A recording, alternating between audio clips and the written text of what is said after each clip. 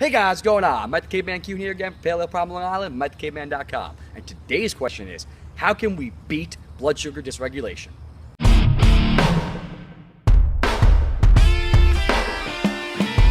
I'm the caveman.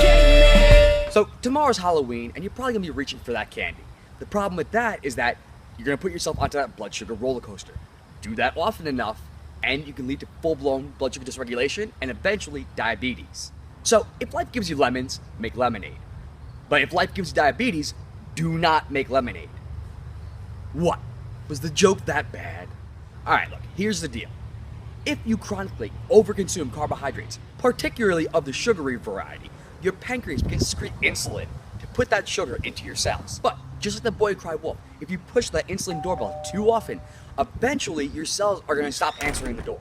As such, chronically elevated blood sugar can lead to insulin resistance. However, thanks to the magic of negative feedback loops, insulin resistance can in turn lead to low blood sugar thanks to a process known as reactive hypoglycemia. So both low and high blood sugar can be a sign of metabolic derangement. So, what can we actually do about it? Well, the advice that dietitians from the A&D, or the Academy of Nutrition and Dietetics, will chronically beat you over the head with is that you should be eating every 2 to 3 hours, particularly a carb-dense source of food, so that you can always be on the right level and you have a constant supply of sugar. The problem is that level of micromanagement can often lead to bigger problems than it's worth, when simply restricting or removing the offender will lead to much better results. This is one of those definite cases where a low-ish carb will be appropriate. That ish is dependent on your own unique biochemistry. You need to find your own level of tolerance. Either way though, focus on eating real food, particularly quality fats and animals, and non-starchy, fibrous vegetables for the bulk of your carb intake. Also, make sure to get moving, get some exercise in, as that will help to improve insulin sensitivity. If you absolutely need a sweet, consider using stevia and cinnamon, as both of them may improve insulin sensitivity. Or you could always go and you need your Halloween candy. You can go get some chocolate from my good friends at Eating Evolved, because that stuff is incredible and isn't going to send you back on that roller coaster. So, your biggest takeaways are: get off that roller coaster by eating real food. Stop feeding into the system. Metabolic syndrome and its encompassing conditions, obesity, diabetes, cardiovascular disease, those are the biggest killers, and they're ever growing. Why do you think that's happening? The advice that we've had for the last 40, 50 years is sending us in the wrong direction.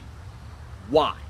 Because it's coming from a flawed premise. Stop eating that sugar and processed foods and actually eat real food. And again, make sure you're getting in some movement. Exercise will improve insulin sensitivity. By depleting those glycogen stores, they're going to be receptive to that sugar. They want it to be refilled, particularly in that post-workout window. And when you're having carbohydrates, make sure you're going to add cinnamon, or consider using stevia for your sweets.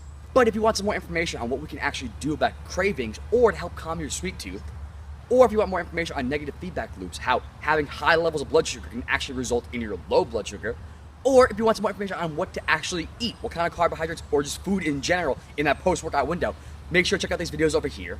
But either way, hopefully I helped you out, guys. You know what to do. Like and subscribe down below. Share it with your friends. Head over to Instagram and Twitter and follow me at Mike the Caveman. Over on Facebook at Pale Ale Problem Long Island. And of course, over at MikeTheCaveman.com. That being said, have a wonderful rest of your day. Put down that candy. Otherwise, I'm coming for you. And I'll see you tomorrow. Actually, for the last 40 years, you've been fed a big fat lie. And unfortunately, that lie does not taste as